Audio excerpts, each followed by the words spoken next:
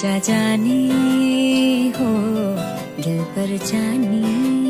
जी हाँ मेरे भाई, आप लोग को बता दें कि अक्षरा सिंह का ये सॉन्ग अभी तक यूट्यूब पे नहीं आया है। सबसे पहले अक्षरा सिंह इस सॉन्ग को इंस्टाग्राम पे अपलोड कर रही हैं और आप लोग को बता दें बहुत ही जल्द इसको यूट्यूब पर भी रिलीज किया जाएगा। अक्षरा सिंह इसके कैप्शन में काफ़ी बड़ी बड़ी बातें लिखते हुए नजर आती हैं और बोलती हैं कि बहुत ही जल्द यूट्यूब पे आने वाला है।